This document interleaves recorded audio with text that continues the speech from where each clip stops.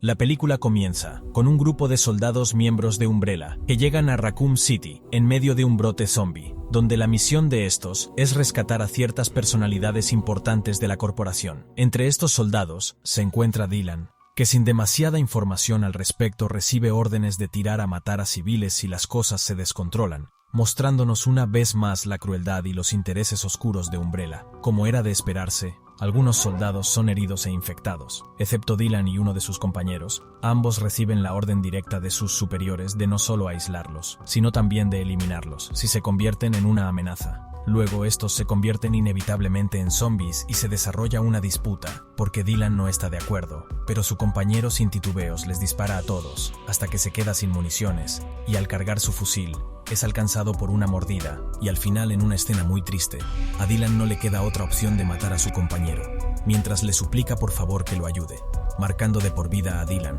con estrés postraumático, una culpa y un vacío en su alma, que termina transformando en puro resentimiento por el mundo. De esta manera, Resident Evil Dead Island nos narra la historia de Dylan, nuestro villano de turno, que es un bioterrorista conocido por su participación en el uso de una variante del virus T. En paralelo, tenemos a Leon S. Kennedy, que investiga el caso por su cuenta. En su investigación se cruza con María Gómez, la ex asistente de Glenn Arias, villanos conocidos ya en Resident Evil Vendetta, que tiene habilidades especiales debido a sus modificaciones genéticas, a las que se sometió junto a su padre Diego Gómez. María se une a Dylan Blake para vengarse del responsable de la muerte de su padre. Luego el film arranca con la acción junto a Leon, en una moto, escena que logra transmitir gran frenetismo y espectacularidad, pero que por momentos se olvida de las leyes básicas de la física, transformando a nuestro héroe en un superhéroe. Después aparece en pantalla Jill Valentine, que debido a su pasado, siente una gran frustración, culpa y un impulso irresponsable, que la ciega provocando situaciones de desentendimiento con su grupo, que tiene a la cabeza a nada más y nada menos que a Chris Redfield. En un momento de tranquilidad, Chris y Jill tienen una charla, donde ella menciona su pasado y lo sucedido con Wesker, siendo este el punto donde la película tropieza un poco, debido a que no se desarrolla mucho este tema, y no se pone en contexto a la audiencia, que no está familiarizada con la saga, o para los mismos fans que les encantaría un cameo de Wesker, aunque sea en flashbacks, desaprovechando así una gran oportunidad de incorporar a un gran villano y personaje.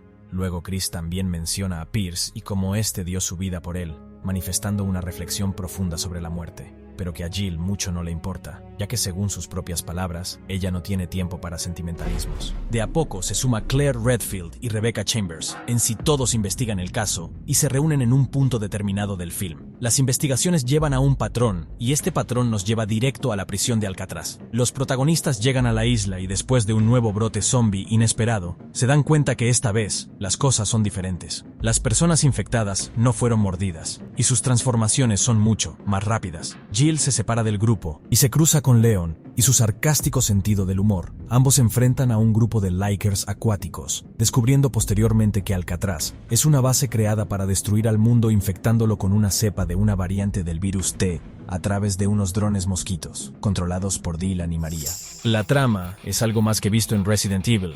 Es simple y sencilla igual que su narrativa. En sí es puro fanservice, pero cumple justamente con lo que los fans quieren. Resident Evil Death Island es una excusa para reunir a los personajes más queridos de la saga, luchando juntos al mejor estilo de los Avengers. Dead Island es un film muy entretenido, con momentos emotivos, terror y bastante acción, donde casi se destacan por igual todos los icónicos personajes, pero que Jill por momentos parece que fuera la protagonista. Quizás en el enfrentamiento final, donde Dylan se convierte en una bow gigante, se siente forzado el hecho que los protagonistas se encuentren todo tipos de armas y elementos conocidos de la saga, referenciando a los juegos, como por ejemplo, Jill se encuentra un arma parecido al Paracelso Sword, o Chris que se monta en un jeep como en Resident Evil 5. Todo cumple con el fanservice pero de manera forzada, faltando únicamente la mano de Ethan.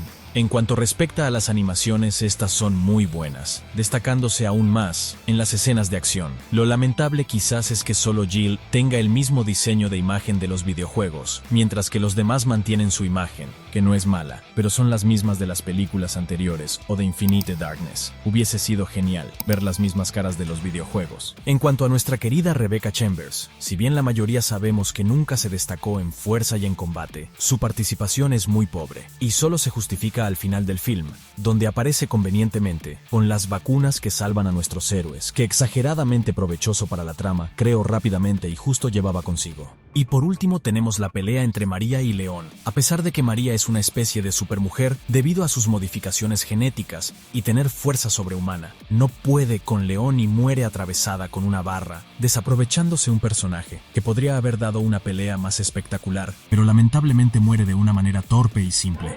Resident Evil Dead Island es un capítulo más de nuestros personajes favoritos contra el bioterrorismo, que cumple, pero sin pena ni gloria, forzando algunos elementos en el nombre del fanservice, con grandes escenas de acción, sin agregar nada nuevo a la franquicia, o por lo menos explicar algunos de los tantos finales abiertos de la saga, y una reunión de personajes que hemos romantizado demasiado y que a pesar de los aciertos y desaciertos, queremos seguir viendo por mucho tiempo, más en pantalla y en futuras entregas de la franquicia. Bueno, si te gustó el video, dale al botón de like y suscríbete para más contenido. Mi nombre es DRS y nos vemos en el próximo video.